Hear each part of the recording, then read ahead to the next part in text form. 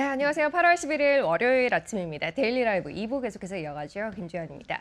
7월 말에 조정 분위기 안에서 시작하나 싶었던 지난주 시장은 강한 회복의 흐름을 대체로 보여줬습니다. 뉴욕 증시 주요 지수 일제히 주간 기준 수익률 플러스로 전환했고, 특히 나스닥은 마지막 거래일 애플의 약진에 힘입어 사상 최고가의 거래를 마치기도 했죠. 시장을 강하게 이끌고 있는 힘은 뭔지 이슈 다시 한번 짚어보고 대응에 대해 고민해보는 시간 마련해봤습니다. 김석환 수석연구위원 함께합니다. 안녕하세요. 안녕하십니까? 네, 안녕하세요. 자, 오늘은 또 어떤 주제들 가지고 이야기 나눌지 일단 오늘 준비한 주제들부터 확인해 보도록 하겠습니다. 자, 일단은 시장을 강력하게 끌고 있는 게 뭔지에 대한 이야기를 먼저 좀 해볼까 해요. 그리고 강한 시장의 흐름입니다만 그 근간이 되는 미국의 경제 상황에 대해서는 어떤 시각을 가져야 할지도 이야기해 보도록 하고요. 일정 가지고 또 주목해 볼 만한 흐름에 대해서 이야기 나눠보도록 하겠습니다. 자, 일단은 상관계수 0.96.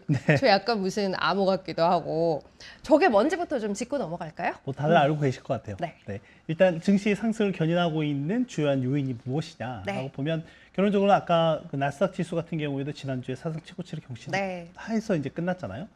그 중심엔 역시 인공지능이 있죠. AI가 있다라고 보면 될 것 같고요. 이걸 S&P 500 지수 한번 비교를 좀 해보면 거의 똑같이 움직입니다. 그러니까 S&P 500 지수와 그리고 이제 UBS에서 나온 AI 위너 인덱스라고 하는 게 있거든요. 여기 AI 위너 인덱스 안에는 여러분들이 잘 아시는 엔비디아를 중심으로 해서 뭐 팔란티어뿐만이 아니라 AI 관련한 밸류체인 전반적인 기업들이 다 들어가 있다라고 보면 될 것 같은데, 뭐 지금 화면을 통해서도 나가고 있지만 S&P 500 지수와 그리고 이 위너 인덱스 간의 상관관계가 상당히 높은, 그러니까 등락이 똑같이 가는 모습을 좀 보였다라고 볼 수가 있겠고, 그러니까 최근 2, 3년간의 증시 상승에 주도하고 있는 메인 테마는 역시 인공지능이다라고 이제 볼 수가 있을 것 같고요.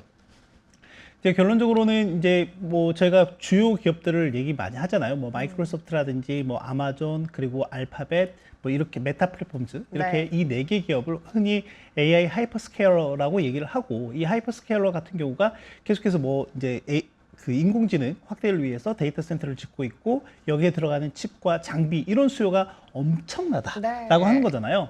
뭐 최근에 기업들의 실적 발표 내용을 한번 좀 살펴보면 이들 4개 기업의 자본 지출, 즉 캐펙스 투자라고 할 수 있는데 이게 3천억 달러를 이제 넘어섰다라고 하는 거죠. 그러면 이제 그게 어떻게 보면 미국의 데이터 건설 붐을 이끌고 있다라고 볼 수가 있겠고, 지금 화면을 통해서 나가고 있는 게 미국의 건설 경기와 관련해서 그 중에서 데이터 센터 건설 같은 경우에는 2022년 연말에 오픈 AI의 챗 GPT가 나온 이후에 보면 아주 폭발적으로 성장하는 모습을 좀 보이고 있다라고 하는 거죠. 근데 그에 반해서 전체 건설 경기의 중심이라고 할 수 있는 뭐 주거용 건물이라든지 뭐 또는 비주거용, 여기에는 이제 데이터 센터도 포함이 되긴 하지만 전체적으로 건설 경기 자체 약간 톤 다운되는 슬로우 다운되는 모습을 좀 보이고 있는 반면에 데이터 센터의 건설 경기는 엄청나게 좋은 모습을 좀 보이고 있다. 근데 중요한 거는 이제 일각에서는 이런 부분도 제기를 합니다. 어떤 점이냐면 데이터 센터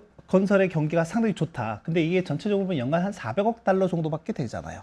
그러면 미국 전체 GDP의 한 0.2% 미만이다라고 하는 거고, 또 하나는 방금 AI 하이퍼스케일러의 전체 투자 규모가 3천억 달러가 넘어가고 있다라고 말씀드렸잖아요. 그러면 거기에서 건설, 그러니까 데이터 센터의 뚜껑을 만드는 거는 한 10% 정도밖에 되지 않는 거죠. 그러면 나머지 90%는 뭐냐? 그 안에 들어가는 뭐 AI용 칩이라든지 또는 장비라든지 이제 이런 것들인데, 이게 메이드 인 USA인 거냐?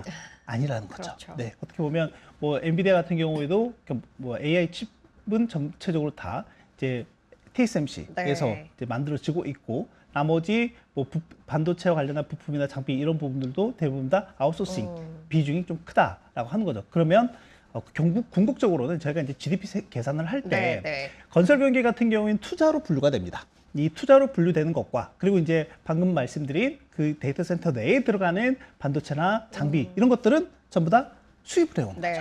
그래서 이 투자와 수입의 비중을 좀 놓고 보면 수입 비중이 좀 너무 크다 보니까 이게 전체 GDP에는 약간 부정적, 그러니까 네거티브한 효과를 내고 있다라고 얘기를 하는 부분도 있습니다. 하지만 전체적으로는 데이터 센터 중심으로 한 AI 붐이 증시 상승을 또는 미국 경제 전반적으로 호조세를 이끌어 가고 있는 동력이다라고 볼 수가 있겠습니다. 어찌 보면 AI 붐이 시장을 이끌고 있고 또 관련되어 있는 데이터 센터 건설과 관련한 경기를 부흥시키고 있긴 하지만 또 나머지 부분을 봤을 때는 크게 볼 것이 없는 상황이다라고 이야기를 할 수도 있을 테고 크게 볼 게 없는 상황에서도 그 부분들이 있기 때문에 그래도 플러스 되는 요인들이 그렇죠. 있다라고도 이야기를 할 수 있을 것 같아요. 시장은 어쨌든 플러스 요인을 더 크게 지금 반영하고 있는 그렇죠. 상황이다라고 네. 봐야 할 것 같고 GDP 이야기를 하셨는데 경기에 대해서도 이야기를 좀 해봤으면 좋겠어요. 사실 뭐 AI 붐에 대한 투자 열기에 힘입어서 시장은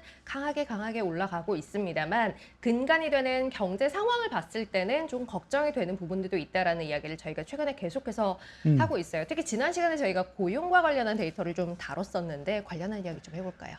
고용 데이터가 실제 이제 8월 들어서 뭐 보면은 약간은 불안한 요소들이 포착이 되고 있다라고 볼 수가 있겠습니다. 뭐 일단 이제 8월 1일 날 나왔던 7월 고용 보고서 데이터가 조금은 불안한 요인을 이제 촉발시키는 부분들이었는데 일단 미국의 고용 보고서 같은 경우에는 한 3개월 정도 계속해서 이제 수정 데이터가 나온다라고 이제 말씀 좀 드리긴 했었는데 지난 이제 7월 보고서에 이제 새롭게 업데이트된 게 5월과 6월에 수정 데이터였는데 이게 큰 폭으로 감소했어요. 아주 큰 폭으로 감소를 했다라고 보면 될 것 같고요. 이제 이 5월과 6월 수치의 업데이트 상으로만 보면 약 25만 8천 개의 일자리가 사라졌다라고 하는, 그러니까 결론적으로는 지난 두 달, 그러니까 5월과 6월을 보면 일자리 자체가 거의 늘어나지 않은 상황이다라고 볼 수가 있을 것 같고, 또한 7월 고용 같은 경우에도 이미 7만 3천 건의 신규 일자리가 이제 만들어지긴 했지만 시장에서는 대략 10에서 11만 건 정도 예상을 했었거든요. 그러니까 어떻게 보면 이 고용 보고서가 조금은 부정적으로 좀 나오다 보니까 경기에 대한 우려가 일시적으로 커지는 부분들도 있었고, 이로 인해서 연준의 어떻게 보면 금리 인하에 대한 기대감이 훨씬 더 커지는 이런 작용의 움직임들이 있었다라고 볼 수가 있겠습니다. 그러면 대체 이제 실업과 관련해서 이런 부분들이 이제 얼만큼 안 좋았길래 그런 거냐? 이제 어떻게 보면 저희가 이제 대표적으로 보는 게 미국의 실업률이 실업률 데이터가 이제 여러 가지가 있거든요. 여러 가지가 있는데 좀 더 미국의 고용 시장을 좀 더 면밀하게 볼 수 있는 게 데이터 중에 하나가 숨은 실업자 수가 있습니다. 숨은 실업자 수가 있는데 그 숨은 실업자 수가 현재 보면 21년 7월 이후에 최고 수준까지 나타나고 있다라고 보면 될 것 같고요. 여기에는 어떤 내용들이 들어가냐면 숨은 실업자 수에는 일단 기본적으로 구직 시장에서 포기한 사람들, 구직 포기자들이 구직 활동을 포기한 사람들 들어가기도 하고요. 또 하나는 내가 자발적으로 파트타임, 즉 이제 파트타임을 하는 게 아니라 비자발적으로 파트타임을 하는 사람들의 수도 들어간다. 그러니까 뭐 어떻게 보면 고용시장의 여건이 녹록지 않아서 비자발적인 이제 파트타임을 하고 있는 사람들일 수도 있겠죠. 그래서 이 사람들을 포함한 광인 실업률 같은 경우가 지난달 기준으로 7.8%까지 올라왔다라고 보면 될 것 같고요. 이전의 최고치가 7.9%니까 거의 좀 최고 수준까지 올라와 있다라고 하는 거죠. 그리고 또 하나는 지난주에 신규 실업 수당 건수가 이제 발표가 되면서 주간 단위의 새로운 신규 실업 수당 청구 건수는 조금 낮은 수준을 좀 유지하고 있지만 2주 연속 실업 수당을 청구한 사람들 같은 경우에는 지금 팬데믹 이후에 가장 높은 수준까지 올라와 있어. 191만 명까지 올라와 있다라고 하는 거고, 또한 매달 초에 뭐 미국 공급관리자협회에서 발표되는 뭐 제조업 서비스업 PMI의 고용과 관련한 수치를 좀 한번 살펴보면 최근 들어서 지속적으로 하방 압력이 좀 높게 나타나고 있다라고 하는 거죠. 그러니까 어떻게 보면 고용시장이 아주 안 좋다라고 하는 게 아니라 고용시장의 여건이 계속해서 좀 둔화되고 있는 모습을 좀 보이고 있다라고 하는 거고, 여기에 좀 영향을 이제 미치고 있는 요인은 뭐 이미 트럼프 행정부가 들어서면서 적극적으로 펼치고 있는 불법 이민자 추방이라든지 또는 이민 감소라든지 이런 노동 공급적인 측면의 요소가 좀 영향을 미치고 있는 부분이 있다라고 볼 수가 있겠습니다. 고용이 둔화되고 있다라는 건 그만큼 현재 그리고 미래의 경기 상황에 대한 인식이 좀 부정적으로 바뀌고 있다라는 이야기이기도 할 텐데, 한편에서는 또 물가가 신경이 쓰여요. 특히 관세와 관련돼 있는 부분들이 이제 또 반영되지 않을까라는 걱정이 있죠. 점차 이제 반영되고 있는 모습도 좀 나타나고 있고, 저희 하우스 전체적으로는 하반기로 가면 갈수록 좀 더 관세의 영향이 광범위하게 나타날 가능성이 높다라고 일단 보고 있는 상황이긴 합니다. 근데 물론 이제 일각에서는 이 관세 이슈가 일단 일회성일 수도 있다라고 얘기를 하죠. 뭐 일단 왜냐하면 저희가 이제 물가 수치를 한번 볼 때도 전년 동월 대비 얼마만큼 올라가느냐를 이제 살펴보기 때문에, 물론 이제 하반기에 관세 영향이 없지 않을 수는 없죠. 왜냐하면 이제 관세가 이미 지난 8월 7일부터 공식적으로 이제 부과가 되고 있고 하고 있는 상황이기 때문에 그렇다라고 하면 저희가 이제 하반기에는 물가 압력이 좀 높게 나타나더라도 내년 이맘때쯤 가면 제가 비교 시점과 비교를 이제 올해와 내년 이 시점에 이제 비교해 보면 어떻게 보면 이제 일회성에 그칠 거기 때문에 네. 이제 그런 시각을 갖고 있는 부분도 있다라고 이제 보면 될 것 같은데 다만 앞서 말씀드린 이제 서비스업 물가와 관련해서 보면 미국은 이제 전체 GDP의 70%는 서비스업이니까요. 네. 이 서비스업 물가 동향이 꽤 중요한 영향을 미치는데 보면은 지금 이제 ISM에서 나온 서비스 PMI의 물가 데이터 같은 경우도 보면 일단 상당히 높은 수준으로 계속해서 좀 올라가고 있는 이제 네. 모습을 보이고 있고 이게 시차를 두고 그대로 이제 물가에 반영이 된다라고 하는 거죠. 실제 지난달에도 보면 뭐 CPI라든지 PCE 모두 일단 소폭이나마 상승하는 이제 모습도 좀 보이기도 시작을 했고요.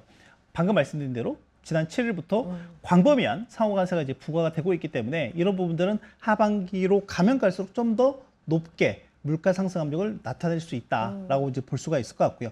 이런 부분에 대해서 방금 말씀드린 ISM 제조업, 서비스업 각 산업별로 관세 관련한 이제 코멘트를 내어놓은 게 있어요. 근데 이제 그걸 정리한 표를 한번 살펴보시면 일단 전체적으로는 수입하는 비용이 올라갔다라고 하는 거죠. 그리고 관세와 관련한 이제 이슈가 좀 있다 보니 뭔가 당장의 전략적인 뭐 비즈니스의 의사결정 이런 부분들을 좀 할 수 없다. 이런 내용들도 있고요. 이제 그러다 보니까 또는 이제 이런 비용과 관련한 불확실성이 좀 있다 보니 주문 자체도 좀 많이 줄어들고 있다.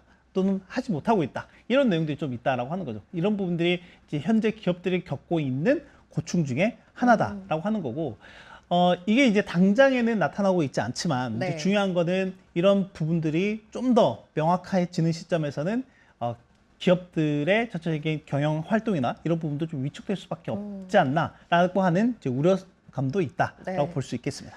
지금 뭐 이제 고용 상황도 그렇고 물가와 관련한 부분도 그렇고 앞으로 전개되는 방향성을 조금 더 지켜봐야 하는 측면이 있기는 합니다만 어쨌든 지금 움직이고 있는 방향 자체는 살짝 걱정이 좀 되는 부분들이 있다라는 거고 뭐 이게 이제 심화됐을 경우에는 물가는 오르고 경기는 침체되는 스태그플레이션에 대해서 이제 또 이야기가 나올 수밖에 없죠. 지난주에 그렇죠. 사실 좀 관련한 약간 이제 이야기들이 그런 우려가 좀 커지고 있는 상황이긴 논의가 하죠. 있기도 했고요. 이 스태그플레이션 상황이 되면 저희 이제 연준이 금리를 뭐 9월에 내리지 않을까라는 예측도 최근에는 많아지고 있는데 연준 스텝도 꼬일 수밖에 없어요.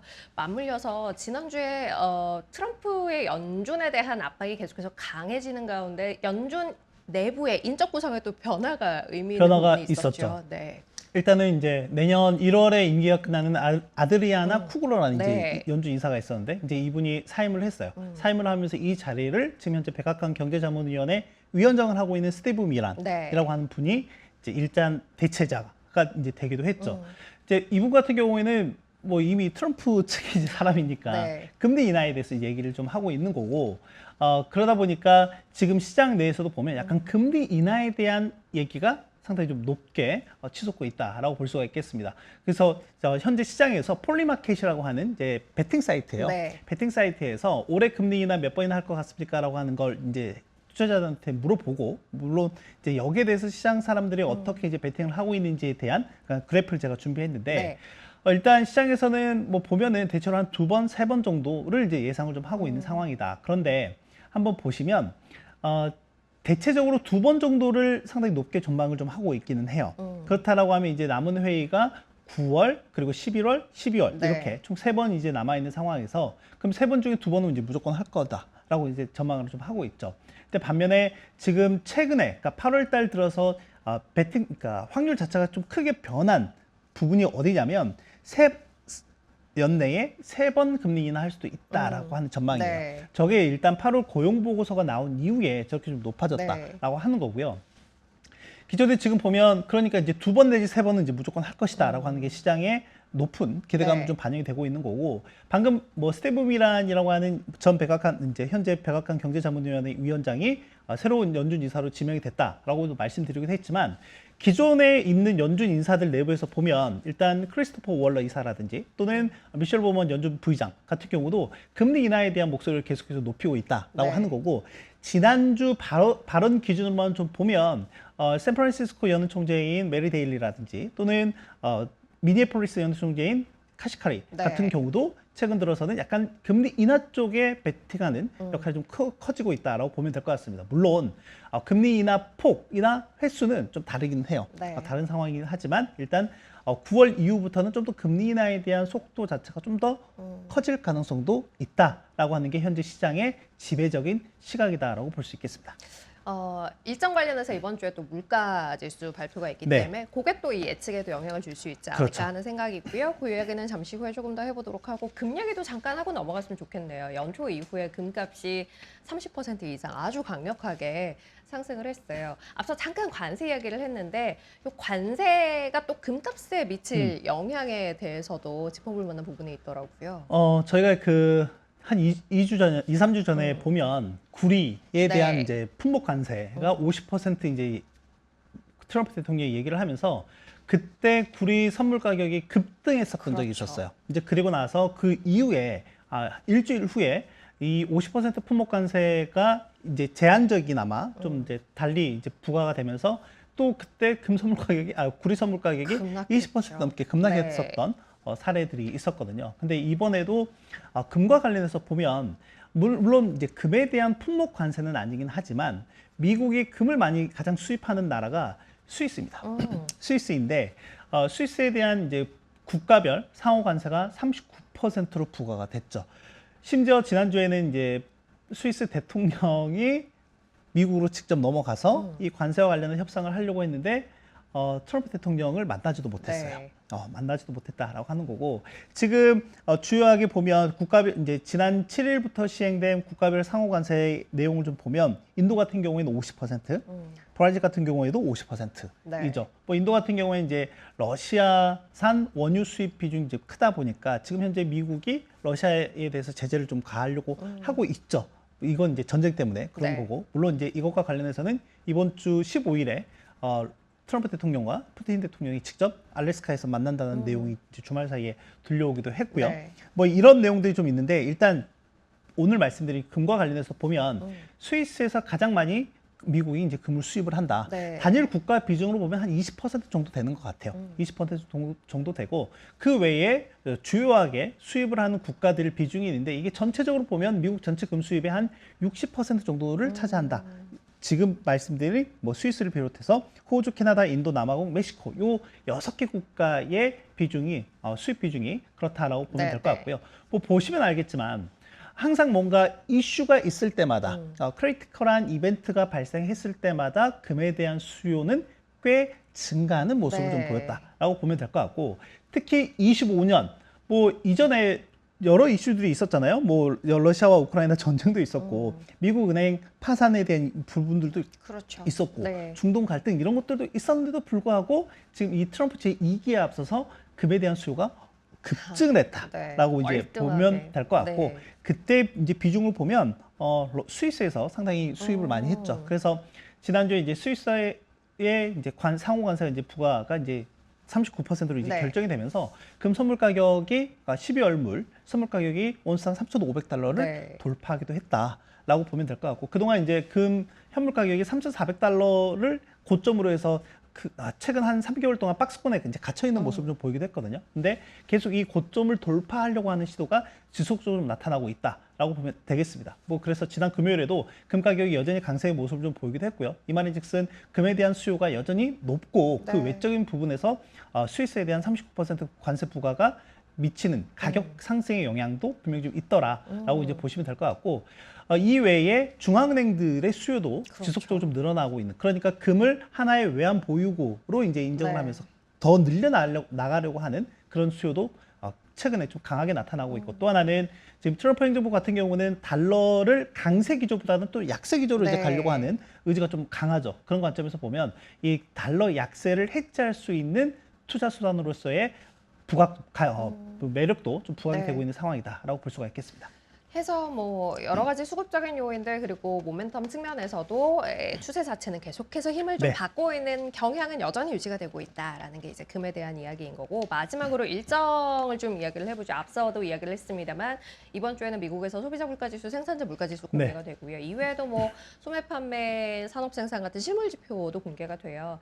그 안에서 저희가 특히 좀 관심 있게 봐야 할 것들 뭐가 있을까요? 일단은 이제 앞서 제가 미국의 GDP의 70%를 차지하고 있는 게 서비스업이다라고 말씀드렸고, 결론적으로는 그게 중요한 게 미국 가계 또 소비자들의 소비 패턴이다라고 이제 말씀 좀 드릴 수가 있을 것 같은데, 이번 주에 그래서 뭐 물가 데이터 외에도 좀 주목해서 봐야 될 게 금요일에 발표되는 산업 생산과 소매 판매, 특히 소매 판매 데이터가 중요하다라고 볼 수가 있겠습니다. 물론 미국인들이 어떻게 보면 이 소비를 유지하기 위해서 뭐 신용카드라든지 또는 Buy Now Pay Later라고 하는 BNPL이라든지 뭐 여러 가지, 최근에는 지난주에 나온 여러 가지 데이터를 통해서 봤을 때 이 소비를 유지하기 위해서 약간 주택을 담보로 한 신용대출도 조금씩 늘어나고 있는 모습들을 좀 보이고 있다라고 하는 거고, 지난주 실제 뉴욕 연방준비은행에서 미국 가계의 뭐 부채라든지 신용과 관련한 이제 보고서를 좀 살펴보면 약간 이 연체율 자체, 그러니까 여러 가지 이제 대출 항목들이 있잖아요. 뭐 모기지라든지 또는 신용대출단에서는 뭐 신용카드라든지 학자금이라든지 자동차 대출 뭐 이런 것들이 있는데, 최근 들어서는 이 학자금 대출의 연체율 단계가 상당히 좀 높아지는 모습을 좀 보이고 있다라고 하는 거죠. 그렇다라고 하면 결론적으로는 미국 가계의 재정 환경, 금융 환경 자체가 약간은 악화되는 모습을 좀 보이고 있는 상황에서 소비의 여력이 지속적으로 유지가 될 수 있을까가 좀 중요하지 않을까라고 생각이 되고요. 지금 보고 있는 화면 같은 경우에는 미국의 소매 판매를 명목과 실질로 한번 비교를 해본 거예요. 그러니까 명목과 실질의 차이는 뭐냐면, 이 실질이라고 하는 거는 가격 인상을 이제 반영을 하는 거죠. 만약에 Q가 똑같다, 판매량이 똑같다라고 하면, 자 그러면 이제 중요한 거는 뭐냐면 실질 데이터 같은 경우에는 정체되어 있는 부분인 거죠. 그러네요. 그러면 명목은 저만큼 저 위에 올라가 있잖아요. 주황색이 이제 명목인데, 저렇게 차이가 나는 이유는 궁극적으로는 판매량 자체는 크게 늘어나진 않았지만 가격 인상의 효과로 인해서 저렇게 소매 판매가 늘어났다라고 하는 거죠. 이제 그거는 당연히 물가 인상분이 그대로 좀 반영이 되고 있기 때문에 그렇다라고 하는 거고, 이제 이외에 저도 이제 몇 년 전에 이제 라스베가스를 이제 다녀오긴 했는데, 미국 내의 관광 투자 또는 관광 소비 이런 걸 통해서도 좀 제가 확인을 할 수가 있어요. 일단 미국 같은 경우에는 올해 이제 트럼프 행정부 들어서 아까 말씀드린 대로 불법 이민이라든지 또는 이런 부분들이 상당히 강하게 드라이브를 걸고 있다라고 말씀드렸잖아요. 그래서 1월부터 5월까지 미국을 방문한 외국인 수를 한번 살펴보니까 보시면 알겠지만, 캐나다 같은 경우에는 캐나다와 이제 멕시코가 국경에 접경에 있잖아요. 이제 그러다 보니 원래 캐나다와 멕시코의 방문객 수가 상당히 많았는데, 일단 멕시코는 올해 늘어났지만 캐나다 같은 경우는 전년 동월 대비로 보면 17% 정도 급감한 모습을 좀 보였다라고 하는 거고, 전체적으로 보면 미국 전체적으로 보면 전년 대비로 보면 한 3% 정도 방문객이 감소했다라고 볼 수가 있겠습니다. 그리고 대표적인 도시가 이제 라스베가스죠.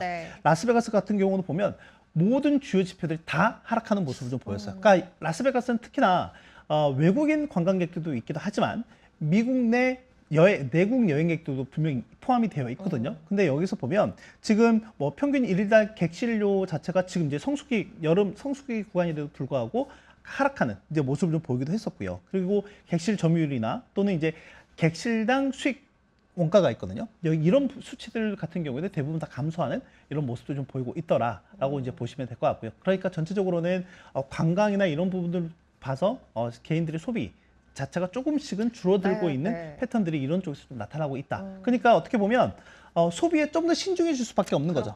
그런 걸 저희가 이런 데이터를 통해서 확인할 수 있다라고 보면 되겠습니다. 소비가 신중해질 수밖에 없는 환경이다라는 건 오늘 이 시간 통해서 계속해서 뭐 여러 가지 이야기를 통해서 확인한 것 같아요. 그렇다면 시장 역시도 전반적으로 다 가는 분위기보다는 관에서 조금 집중된 흐름이 나타날 가능성이 높다라는 결론도 내릴 수 있을 것 같습니다.